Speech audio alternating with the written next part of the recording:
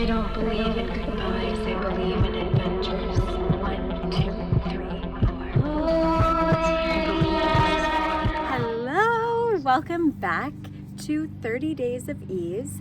I am so excited to talk to you about today's topic because it's all about how to face uncertainty and make plans for the future without putting yourself in a bind where you're planning something that will eventually collapse sooner than you would like.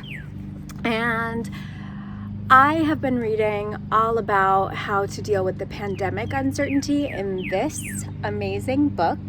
It is linked down below, so go check it out. It's called The New Great Depression, Winners and Losers in a Post-Pandemic World. And it does a really good job about explaining what's going on psychologically and physically within our bodies as we're getting the virus, and it's all data-based and written by a former, I guess, analyst in a way. I don't really know how to explain what he does, a forecaster for the CIA. So that's really cool and interesting, and he shares his tips about what to do when life is so uncertain. And there are a lot of different ways that you can do this, and a lot of different ways that people who are in various industries will actually forecast what's to come. And the most interesting thing that I took out of that is that the author recommends that when you feel uncertain, one of the best things you can do is to just go out and about in the world and just notice your surroundings. What are people doing? What are they wearing? Look at the little signs that you see everywhere. And I don't necessarily mean things that are screaming and, put up for everyone to kind of discuss and talk about, like a Trump sign or something like that, the way that we would see during an election. I just mean, like, are people hiring in the shops? Are people in the shops? Are you feeling a certain way when you're walking around? Why might you be feeling that way?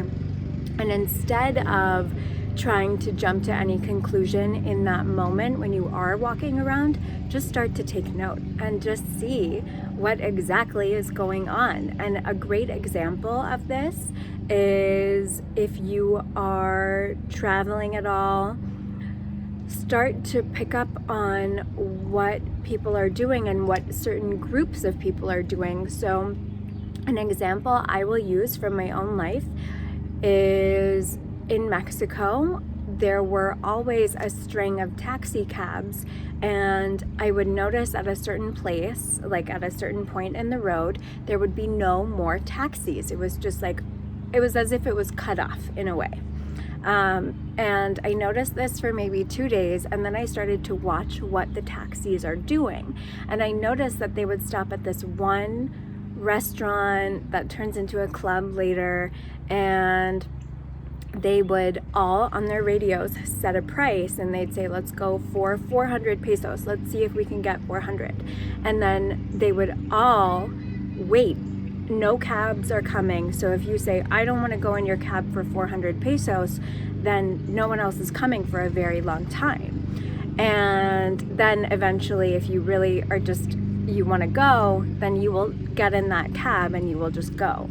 And so then on their radio, the cabbie will say, I got these people, 2 girls at this restaurant, 400 pesos going here, woo. And then the next cab moves forward, and you see the string of them, and you see them kind of cheering to each other like, yay. And it's just, when you start to notice, it becomes very obvious, even if the person who is on the radio as they're passing by, they're like trying to play it cool.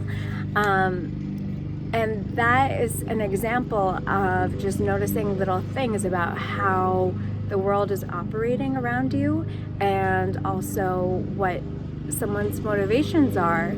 And I'm saying motivations, but it has no negative connotation. I actually think that when it comes to re-stimulating the global ecosystem, I think that it's amazing for people to work together, and it's one example of how people are doing it successfully.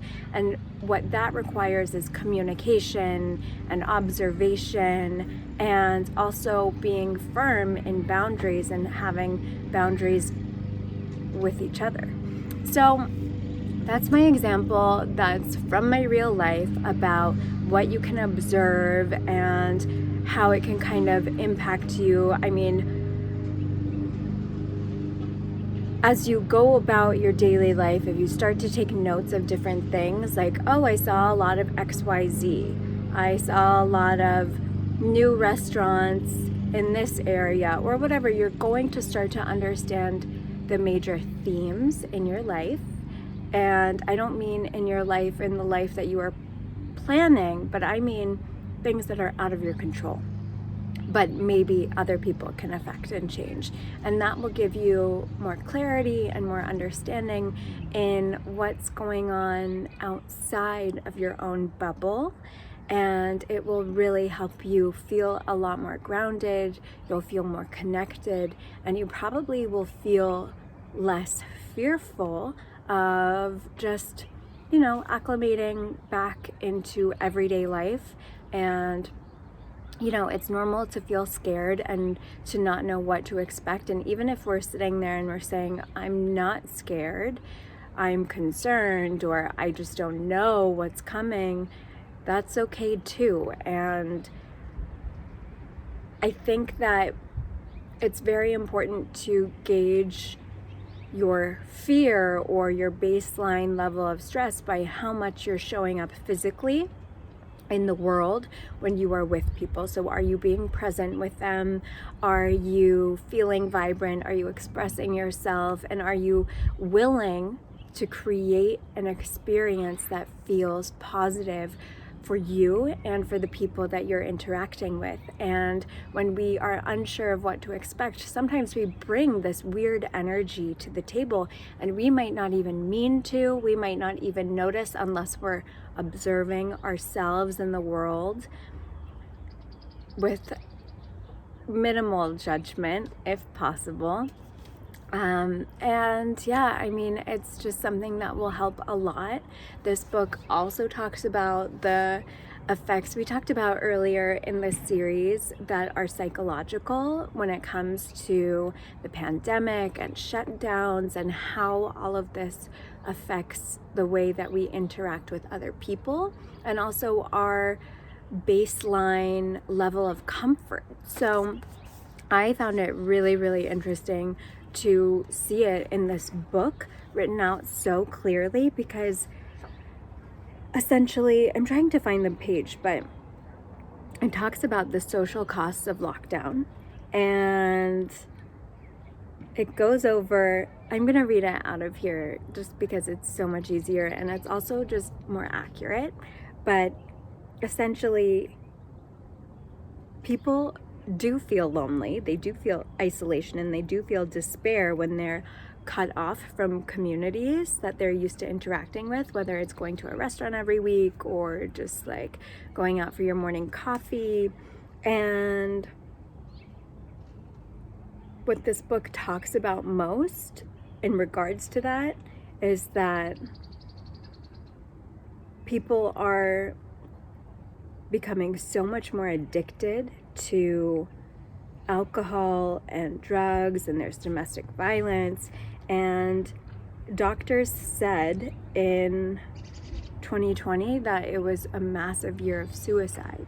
And suicide, from what I understand of it, is that we need to really embrace connection more, because that's how we find our sense or our place or our purpose of living. It's by being part of something bigger than ourselves, whether it's a group of people like a family or a mission in the world. It's why people who are lonely get sucked into extreme thinking, because they are feeling something. So I just think that it's really important to encourage you to go out in the world and just start observing and just start taking in the new normal as it is, because I read a Harvard study or a projection that they don't think COVID will really go away, and all of these lockdowns will go away until about 2024, and that's a long time away. So start paying attention to what's going on around you. It's going to be different in different places, and just write down what you observed, and then write down what your thoughts are. If I weren't judging, but I were trying to make something just a touch more beautiful in my life, how could I use this information to create something even better for myself? That's a great question to ask yourself. That's a great question to journal out or meditate on. And I hope that this was helpful. I really encourage you to pick up this book because it is so powerful, and it goes over how to deal with a flailing economy.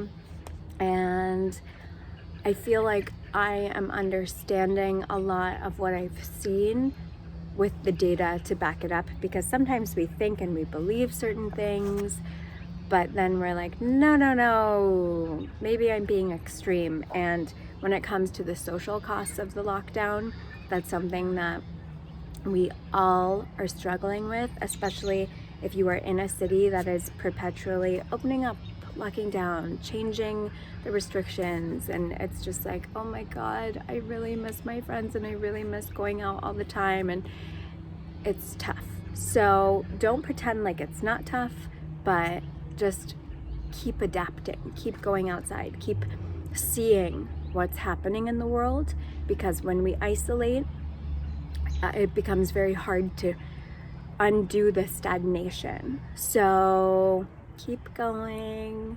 I believe in you, and I will see you tomorrow for the next day on 30 Days of Ease. Okay, bye guys. This is DS and Gupta from lovethealchemist.com. I love you guys. Thank you for joining me. Hit like, hit share, hit subscribe, and follow me on Instagram for inspirational content that comes out daily. I love comments. I love to hear about what you're looking for.